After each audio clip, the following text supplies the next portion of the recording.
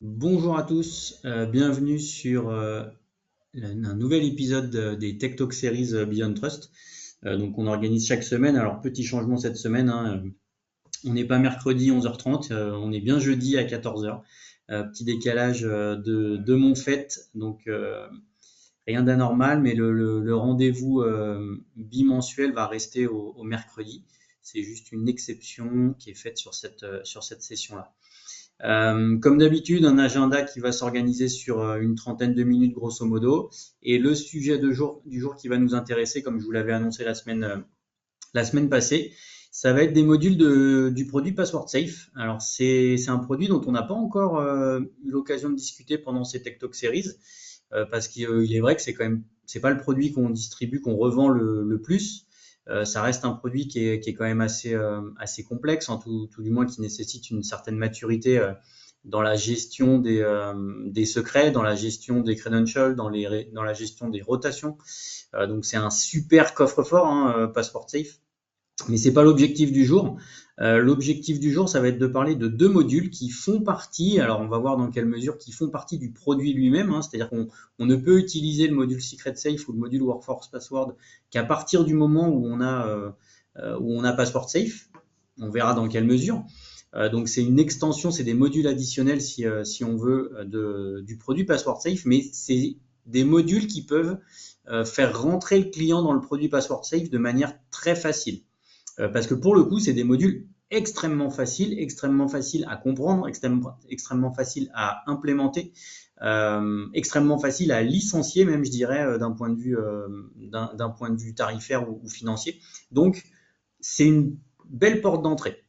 D'ailleurs, on a des clients qui achètent du password safe, non pas pour faire du password safe, mais pour faire du secret safe ou pour faire du workforce password, avec peut-être à terme l'idée de faire du password safe en tant que tel, mais c'est vraiment des modules d'entrée de gamme, on va dire, ou des points d'entrée qui sont intéressants. Et donc, on va les détailler l'un comme l'autre pour bien comprendre dans quelles considérations vous pouvez les utiliser. Donc ces deux modules, ils ont deux rôles vraiment distincts, hein. On va les regarder en détail l'un et l'autre. Le module Secret Safe déjà, donc c'est un module qui va nous permettre de gérer tout ce qui va être mot de passe d'équipe. Pour vous dire, hein, grosso modo, ce module-là, il s'appelait avant Team Password, donc mot de passe d'équipe justement. Donc, c'est des mots de passe d'équipe, des mots de passe qui ont donc vocation à être partagés par plusieurs personnes. C'est des mots de passe qui ne vont pas avoir de vocation à subir une rotation, à être gérés par un produit. C'est juste, en fait, l'idée de Secret Safe, c'est d'éviter d'avoir à stocker des mots de passe dans des fichiers texte, dans des fichiers Excel, des fois, dans le meilleur des cas, on va dire, dans des sortes de key-pass partagés. Là, l'idée de Secret Safe, c'est de remplacer tout ça et de faire en sorte d'avoir un point central, unique, qui va nous permettre d'avoir une gestion de ces secrets, de pouvoir les stocker de manière complètement statique, hein, dans ce module-là, et de pouvoir donc, au sein d'une équipe, qu'on va représenter par un groupe utilisateur, grosso modo, pouvoir accéder tout à chacun à ces secrets-là pour aller les consommer et les utiliser après où bon nous semble. Euh, donc c'est intéressant, hein, c'est ce qui permet encore une fois, je le disais, de remplacer les fichiers Excel avec des mots de passe en clair à l'intérieur. Et ça permet de faire de la collaboration au travers des secrets. Ce module-là, il est intégré à la licence Password Safe, sans surcoût. Alors sans surcoût, ça veut quand même dire que pour l'utiliser, il faut avoir une licence Password Safe en face. Alors je vais être totalement transparent, moi je trouve que ce mode de licensing sur Secret Safe n'est pas très efficace, parce qu'en général, c'est pas tout à fait les mêmes populations qu'il y a en face. Password Safe, on va gérer un certain nombre d'administrateurs pour manipuler la solution, pour accéder au coffre-fort, on va dire, dur de la solution avec les rotations, etc. Quand Secret Safe a normalement, en tout cas, une ampleur beaucoup plus large parce qu'on peut toucher des équipes métiers, des équipes diverses et variées, même hors de l'IT, qui vont avoir ce type de besoin de stocker des secrets partagés. Donc voilà, c'est un petit peu délicat dans le sens où ce module Secret Safe est adossé à la licence Password Safe, mais par contre c'est un module qui, quand vous avez une licence Password Safe, n'a pas de surcoût. Il est inclus dedans et vous pouvez l'utiliser comme bon vous semble. Le module Workforce Password, quant à lui, il va permettre de gérer les mots de passe personnels. Donc, on n'est pas dans le partage, on n'est pas dans la notion d'équipe, on n'est pas dans remplacer des fichiers Excel ou des fichiers texte qui seraient partagés sur des partages réseau. On est vraiment sur les mots de passe personnels que je stocke en règle générale dans mon navigateur, ou alors sinon je tape tout le temps le même mot de passe et du coup, si j'en m'en fais pirater un, c'est tout le temps les mêmes. Donc, on est vraiment sur un usage personnel, c'est mes mots de passe pour mes applicatifs et je vais les stocker dans un conteneur qui va être unique. Ce module-là, il a un coût additionnel par contre. Il n'est pas adossé à une licence Password Safe, donc c'est une licence complètement autonome. La seule contrainte, c'est que comme pour avoir le droit d'utiliser Password Safe, pour avoir le droit d'utiliser Workforce Password, il faut avoir Password Safe. Il faut que vous achetiez à minima une licence Password Safe et ensuite le nombre de licences Workforce Password qui vous intéresse. Donc si j'ai 500 utilisateurs et je veux mettre en place cette partie Workforce Password pour ces 500 utilisateurs, mais j'ai pas d'usage, en tout cas dans un premier temps, de Password Safe, c'est pas grave. J'achète ma licence Password Safe, une et une seule, et ensuite j'achète mes 500 Workforce Password pour utiliser cette fonctionnalité-là. Okay, donc il n'y a pas de corrélation de nombre entre l'une et l'autre. Point qui va être transverse à ces deux modules, hein, donc c'est de la gestion de secrets. On va voir en quoi ce que signifie le mot secret derrière. Donc c'est de la gestion de secrets soit personnel, soit d'équipe, mais surtout, pourquoi utiliser un produit comme Password Safe? Parce que vous allez avoir la granularité donc de contrôle, mais surtout la traçabilité des accès. Qui accède au secret? Qui l'a créé? Qui l'a modifié? Qui l'a utilisé? Vous ne saurez pas où, vous ne saurez pas combien de fois, mais vous saurez que quelqu'un l'a consommé à un instant T, il l'a consulté pour pouvoir ensuite aller l'utiliser. Donc c'est de la traçabilité aussi et c'est du stockage de manière sécurisée parce que faut pas oublier que Password Safe, ça s'appuie sur une appliance quand on est on-premise ou dans le cloud si vous choisissez la version cloud Beyond Trust. Dans les deux cas de figure, cette appliance, elle est chiffrée, elle est sécurisée, elle est durcie. Donc c'est aussi l'objectif, hein, c'est que ces secrets soient stockés dans un endroit qui soit sécurisé, qui soit chiffré et qui soit audité et auditable donc dans le futur. Alors un peu plus en détail, le module Secret Safe. Donc je disais stockage de secrets partagés et dans le mot secret, on entend par là des notions de credential, donc login, mot de passe. On entend des notions de fichiers ou des notions de texte. Donc, fichier, par exemple, ça peut être aussi un emplacement pour stocker des certificats, pour stocker des fichiers X ou Y de configuration particulier. La notion de texte, ça peut venir en ligne de compte, par exemple, avec un jeton pour des modules DevOps. Faut savoir que ces modules-là sont complètement interopérables en API, ce qui signifie que les secrets que vous allez stocker, vous allez pouvoir les appeler, vous allez pouvoir les consommer au travers de lignes de commande ou au travers d'API directement. Donc c'est très utilisé aussi, c'est pour ça qu'on appelle ça Secret Safe.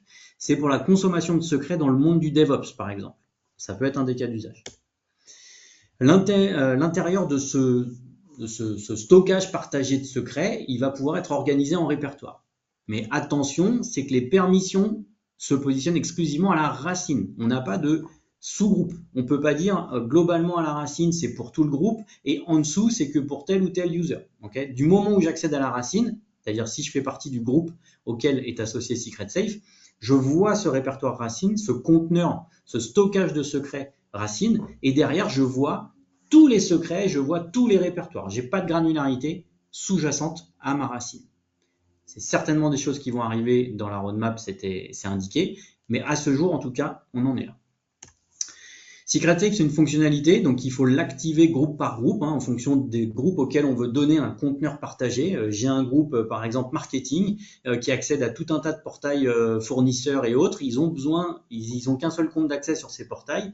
Par exemple, sur YouTube, ils ont le YouTube de l'entreprise, le LinkedIn de l'entreprise. C'est des comptes qui sont partagés par toutes les populations marketing. Je vais pouvoir les stocker, activer la fonctionnalité pour le groupe marketing et ils vont pouvoir stocker ces secrets-là directement dans le stockage associé. Un utilisateur peut bien sûr faire partie de plusieurs groupes et donc avoir plusieurs points de stockage, plusieurs répertoires, on va dire, de stockage de secrets partagés. Il est possible donc de créer ces secrets manuellement, de les créer en API, mais on est capable aussi de les importer, donc à travers simplement un fichier CSV pour, par exemple, passer d'une solution ancienne à la partie Secret Safe. Et enfin, l'intégralité de la gestion du module Secret Safe se fait au travers du web. Okay, donc, il y a une page web, les utilisateurs, pour pouvoir aller utiliser, consommer les credentials, les secrets, ils vont se connecter à l'interface, ils vont s'authentifier et ils auront accès à leur environnement avec les différents secrets qui sont représentés. À quoi ça ressemble? Ça ressemble grosso modo à ça. Donc, on va avoir, alors là, je vous ai fait des surimpressions des différents petits menus qui peuvent exister, mais on retrouve sur la gauche l'ensemble des points de stockage auxquels je peux avoir accès. Donc, typiquement ici, on voit à chaque répertoire racine, c'est parce que j'appartiens à un groupe spécifique qui possède la fonctionnalité Secret Safe. Comme ce groupe-là possède la fonctionnalité, j'ai un conteneur pour le groupe associé. En l'occurrence ici, donc j'accède à un groupe qui s'appelle KeePassTech, très bien. En dessous, j'ai une structure en répertoire qui peut être multi-niveau. J'ai des options donc sur ces répertoires pour les manipuler. À l'intérieur de chacun de ces répertoires, je vais avoir des secrets. Donc quand je suis à la racine, je vois tous les secrets de tous les sous-répertoires en tant que tels et je peux venir aller les rechercher par les filtres qu'il y a là-haut. Je peux ajouter des secrets. Donc, on voit dans les secrets, je disais credential, fichier ou texte, ou import en masse de ces secrets-là. Et sur chacun des secrets, je vais avoir un certain nombre d'options. Donc, des options pour manipuler, utiliser, on va dire, le credential, des options pour modifier ou supprimer le secret. Sachant que les options de type modification et suppression ne sont disponibles qu'à partir du moment où je suis propriétaire du secret. Donc, je vous disais, quand j'appartiens à un groupe, je les vois tous. Et c'est vrai, tout le monde voit obligatoirement tous les secrets. Par contre, tout le monde n'a pas forcément la capacité à supprimer les secrets existants. Si moi, je viens ajouter un secret dans le répertoire printers, par exemple, ce secret va être vu par tout le monde, mais seul moi, dans un premier temps, aurai cette capacité à modifier ou supprimer le secret. Parce que c'est le mien, c'est moi qui l'ai ajouté. Par contre, je peux ouvrir la propriété. Je peux rajouter d'autres personnes. Je peux aussi mettre un groupe, ou plus exactement, à dire tous ceux du groupe, tous ceux de mon groupe ici, vont pouvoir y accéder. Donc, je vais avoir cette capacité quand même à gérer les propriétaires, c'est-à-dire à ceux qui ont le droit de manipuler les différents objets. Et puis, bien sûr, les possibilités de copier l'utilisateur, de copier le mot de passe pour aller les utiliser à droite à gauche, comme vous l'auriez aujourd'hui dans une sorte de KeePass, par exemple, que vous pourriez avoir de manière un peu plus unitaire et pas forcément stockée et tracée. Comment ça se déclare, je le disais, donc on vient activer la fonctionnalité Secret Safe. Donc ça, c'est pour ceux qui sont familiers avec l'interface Beyond Insight, donc qui est l'outil de configuration, de manipulation des configurations de password safe. On vient donc attribuer à un groupe qui peut être un groupe local, un groupe qui peut être Active Directory, Azure, SAML, donc tous les groupes qui sont gérés par Beyond Insight. Vous allez, du moment où vous cochez cette petite case, où vous activez la fonctionnalité Secret Safe, en lecture seule, ça suffit pour avoir le droit de l'utiliser. Il n'y a pas besoin d'un autre niveau de permission au niveau de la délégation. Du moment où j'ai accès à ça, je vais pouvoir accéder à mon coffre-fort comme vous l'avez vu sur l'écran d'avant. Au niveau des credentials, donc là je reviens un petit peu sur l'écran précédent où je pouvais éditer mes secrets. Voilà, quand j'édite mon secret, j'ai les différentes informations qui vont être présentes. Donc bien sûr, login, mot de passe. En tout cas ici, c'est pour la notion de credential. J'ai la notion d'appartenance, donc de propriétaire ici que je vais pouvoir gérer directement. Et puis, j'ai la notion d'URL si jamais c'est un applicatif web. Et vous allez voir que ça peut avoir du sens de renseigner ces URL-là, surtout quand on a le module Workforce Password. Donc il y a un autre module, un autre usage, mais qui vient complètement en complément de Secret Safe. Et l'objectif de Workforce Password, on a vu Secret Safe, c'est vraiment les mots de passe partagés. Workforce Password, cette fois-ci, c'est mes mots de passe à moi. Mais je vais retrouver plein de choses qui sont communs finalement dans la gestion, l'ergonomie et les usages. La seule différence, c'est qu'au lieu que ça tombe dans un groupe de stockage accessible par plusieurs personnes, ça tombe dans un conteneur qui s'appelle personnel et que seul moi suis capable de consulter, d'ajouter, de modifier ces fameux secrets. J'ai les mêmes types de secrets, j'ai le même type d'organisation par répertoire, j'ai le même type d'activation de la fonctionnalité qui se fait au niveau des groupes. Donc, comme je le fais sur un groupe, ça veut dire que quand j'active sur le groupe X la fonctionnalité Workforce Password, tous les utilisateurs de ce groupe-là vont se voir attribuer un groupe personnel de stockage de secrets. La licence additionnelle qui est nécessaire pour ce module, la possibilité d'importer en secret comme pour la partie Secret Safe, et l'accès qui se fait aussi au travers du web, mais pas seulement. Et c'est là en fait la grande différence entre Workforce Password et Secret Safe, c'est que Workforce Password se voit ajouter la possibilité d'utiliser un plugin navigateur. Et ça, c'est très intéressant. Ce plugin navigateur, il va venir s'inscrire dans votre navigateur préféré et il va vous permettre d'enregistrer vos mots de passe. Il va vous permettre d'injecter vos mots de passe dans les pages web. D'où la fameuse URL dont je parlais tout à l'heure. Parce que comme ça, il va savoir sur quel site est utilisable, quel credential, pour les proposer directement en injection sur le site associé à l'application en question. Donc ce plugin, justement, il va nous permettre en fait d'afficher, de nous permettre d'accéder à la fonctionnalité. Donc déjà, première étape, la fonctionnalité qui doit être activée exactement comme tout à l'heure pour la partie Secret Safe, activée en fonctionnalité additionnelle. On voit qu'il y a une petite étoile à côté, un Require Workforce License. Donc c'est bien spécifié avec cette petite étoile qu'on a besoin d'acheter une licence additionnelle. Et dès que j'active cette fonctionnalité-là, je vais avoir dans mon plugin et dans ma partie web un nouveau dossier qui apparaît qui s'appelle Personal Folder. Donc Personal Folder, vous l'avez peut-être vu d'ailleurs sur l'un des slides précédents parce qu'il était en effet affiché. Du moment où je vois Personal Folder, c'est que on m'a activé pour moi la partie Workforce Password. Et si on me l'a activé pour moi, ça veut dire que je suis capable d'utiliser ce petit plugin orange là-haut, qui va me permettre d'accéder en fait à tous mes secrets sans avoir à me connecter à la page web. Donc très pratique parce que je vais être capable de naviguer dans mes secrets, je vais être capable, on va voir que le plugin est capable d'enregistrer mes secrets. J'ai pas besoin d'avoir une page de mon navigateur ouverte en permanence sur cette partie web, cette partie Beyond Insight pour voir mes mots de passe. Je les ai directement et nativement dans mon navigateur avec le petit plugin. Donc vraiment pratique à utiliser ce plugin.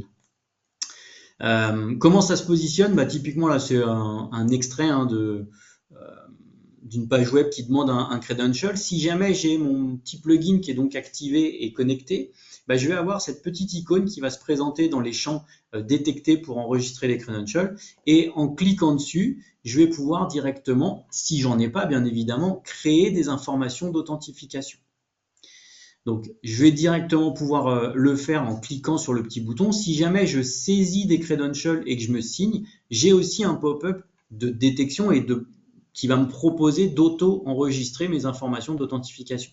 Ce qui va être fait derrière, c'est que ça va enregistrer le login, le mot de passe et l'URL automatiquement de l'application web en question. Donc, très simple. On peut stocker des secrets dans Workforce et dans Secret Safe d'ailleurs, des secrets qui sont pas forcément liés à des applications web. C'est simplement que le plugin, il est là pour faire l'enregistrement dans les applications web. Donc c'est pour ça que c'est intéressant d'avoir et le plugin d'un côté pour les applicatifs web et peut-être quand même la page web si jamais je dois consommer et utiliser d'autres secrets sans avoir à passer par un navigateur et par le petit plugin en question. Donc ce plugin, il va détecter les champs, il va me proposer de rentrer les credentials quand il y en a, il va me proposer de les enregistrer quand il n'y en a pas directement. Dans ce plugin, justement, en termes d'ergonomie, c'est plutôt très très simple à utiliser. On retrouve les champs qui peuvent être pertinents. On retrouve aussi les répertoires dans lesquels je vais vouloir enregistrer le secret en question. Et il y a un point que j'ai pas dit, mais vous avez peut-être vu sur l'un des slides précédents. Dans les répertoires que vous voyez ici, on voit Personal Folders, bien sûr.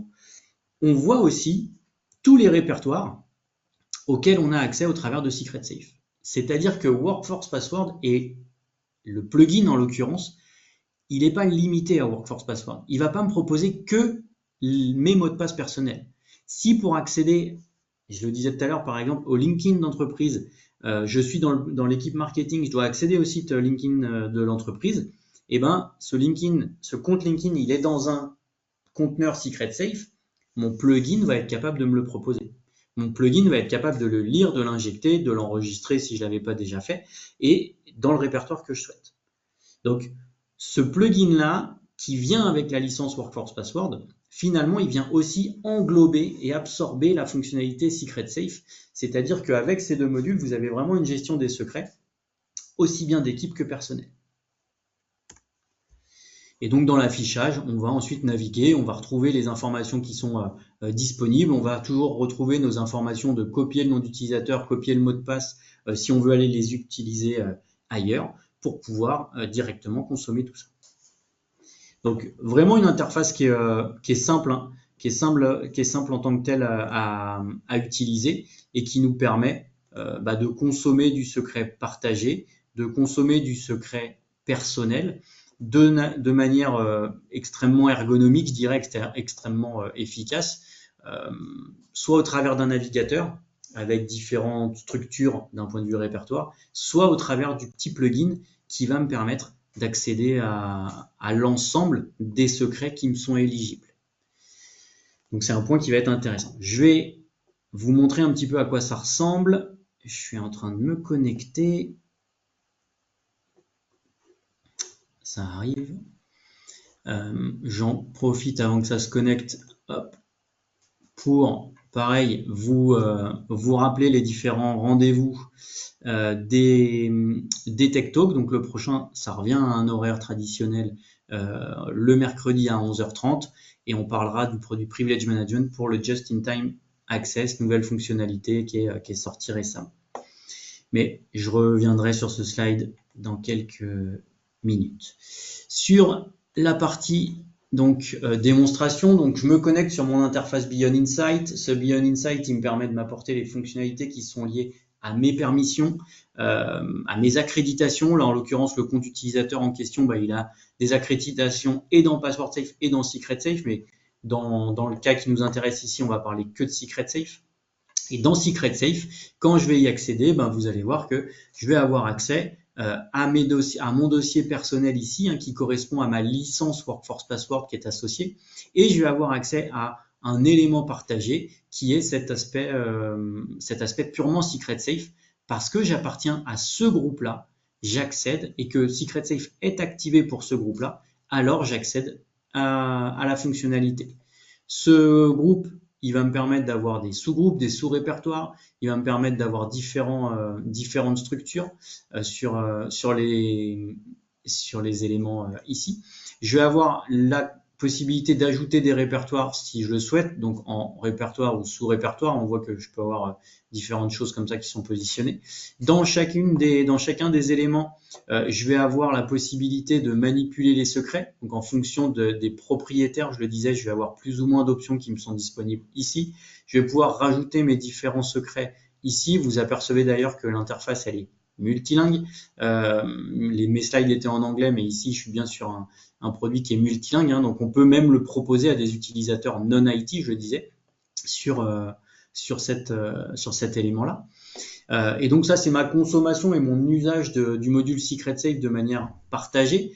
Moi, ici, et faisant partie de ce groupe-là, je suis propriétaire, donc j'ai les options de suppression ou de modification, mais je pourrais ne pas les avoir. Alors, je ne sais pas s'il y en a, par exemple, je pense qu'ils sont tous, non, voilà, par exemple, celui-ci appartient à un collègue, on va voir que j'ai moins d'options qui me sont disponibles sur le secret en question. Côté plugin, on voit qu'il est ici, on voit surtout qu'il est grisé. Donc là, il est juste pas connecté. Donc je vais venir le connecter. Alors ici, c'est une URL en l'occurrence qui correspond à une instance cloud. Donc c'est pas la même que celle qui est affichée ici, qui est une instance de lab testée. Donc je vais juste m'authentifier. Il va me falloir mon multifacteur. Hop.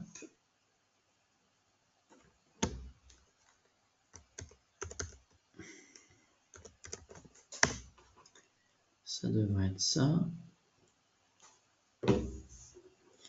Mon plugin est donc connecté et comme il est connecté, j'accède maintenant aux différents éléments. Et vous apercevez que dans ces éléments, j'ai bien mon personal folder qui va éventuellement stocker des choses, mais j'ai aussi les différents groupes auxquels j'appartiens et qui vont me permettre d'accéder à des choses particulières dans le plugin.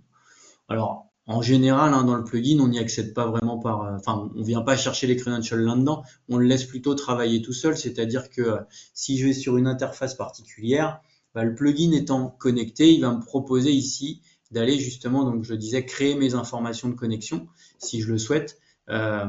Ici, alors le mot de passe qui est renseigné, c'est pas mon plugin qui les a poussés, hein, vu qu'il les connaissait pas. Ils sont stockés là dans mon Chrome en l'occurrence, donc c'est un peu, ça vient en doublon, je dirais. Il est stocké dans le navigateur, mais ça va me permettre aussi de le stocker de manière centralisée grâce à cet élément-là. Et si je l'enregistre ici, donc l'ensemble est synchronisé ensuite dans mon coffre personnel, donc il va bien être maintenant ici, hein. Alors tout à l'heure il n'était pas présent. Je vais pouvoir m'authentifier, j'ai du multifacteur, et si justement, voilà, si je l'avais pas enregistré automatiquement, il peut me permettre de l'enregistrer à la volée, parce qu'il va détecter cette information-là. Donc plugin vraiment très très simple à utiliser au jour le jour, parce qu'il va exactement réaliser les actions que vous avez l'habitude de faire sur les différents stockages de credentials que vous pouvez avoir. Donc voilà, simplement ce petit module, ces petits modules entre la partie Secret Safe d'un côté, mot de passe d'équipe. Il y a des choses qui vont arriver, hein. Si vous regardez un petit peu les sessions de roadmap qui sont disponibles, je vous l'avais dit dans un Tech Talk précédent, il y a des sessions de roadmap Beyond Trust maintenant disponibles publiquement. Il faut s'inscrire sur le site de Beyond Trust. Vous pouvez du coup vous enregistrer les sessions, ça dure une demi-heure, c'est en soirée, en fin de journée plus exactement. Vous verrez que dans les roadmaps de Password Safe, ils parlent de Secret Safe, ils parlent de Workforce Password. Il y a des améliorations à venir, typiquement sur la granularité des permissions, sur le fait de pouvoir partager ou envoyer un credential, un secret à quelqu'un d'autre. Donc, on va avoir des nouveautés qui vont arriver sur ce module-là pour le rendre encore plus pertinent dans une approche pour remplacer typiquement des KeePass, pour remplacer des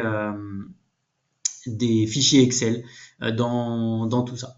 Gardez à l'esprit que ce qui fait la raison pour laquelle aujourd'hui on a des clients qui partent sur ces modules-là, c'est pas tellement les fonctionnalités intrinsèques, parce que je vous le disais, c'est très simple. Alors c'est très pragmatique, hein, ce qui est efficace, c'est-à-dire que les gens sont pas perdus, ils savent tout de suite s'en servir. C'est tout de suite en production, il y a vraiment très peu de configuration à réaliser. Ça, c'est très pragmatique et très pratique là-dessus. Par contre, il manque encore peut-être quelques petites fonctionnalités, donc on espère qu'ils vont arriver. Mais surtout, ce qui fait la différence, c'est la traçabilité. C'est le fait de dire, bah oui, aujourd'hui, j'utilise un KeePass ou d'autres outils qui répondent plus ou moins à mes usages et qui ont même des fonctionnalités plutôt sympas parfois. Mais par contre, en termes de traçabilité, je sais pas. Je sais pas qui se connecte au KeePass, je sais pas quels sont les credentials qui sont vus, quels sont les credentials qui sont modifiés, par qui ils sont modifiés, et ça me pose un problème. Et donc, quand on a besoin de traçabilité, quand on a besoin d'informations sur cette gestion de secret, ces modules-là, Secret Safe et Workforce Passport, ils peuvent vraiment vous rendre ils peuvent vous rendre être utiles pour vous. Pardon. Du coup, je finis sur ce dernier slide que je vous ai déjà rapidement présenté tout à l'heure. Un petit rappel sur donc les sessions, le lien d'enregistrement, le lien des replays. Il en manque toujours un. Désolé, on a eu un problème d'enregistrement. J'ai voulu la réenregistrer et bon, j'ai pas trouvé le temps encore. Elle va venir cette session, la numéro 7 en l'occurrence, qui n'a pas été enregistrée, qui était sur toutes les nouveautés PRA et Remote Support. Donc pour l'instant, il vous en manque une encore, mais les autres sessions sont toujours en ligne, toujours en replay. Petit teasing sur la prochaine session, donc du mercredi 23. Sur la partie Just-in-Time Access, nouveauté de la version 24.5 de Privilege Management Cloud. Et donc, on pourra se retrouver à cette occasion, mercredi 23 octobre à 11h30. Je vous remercie tous pour votre présence. Je vous souhaite une bonne après-midi du coup maintenant. Et puis à très bientôt pour un nouveau Tech Talk Beyond Trust. Au revoir à tous.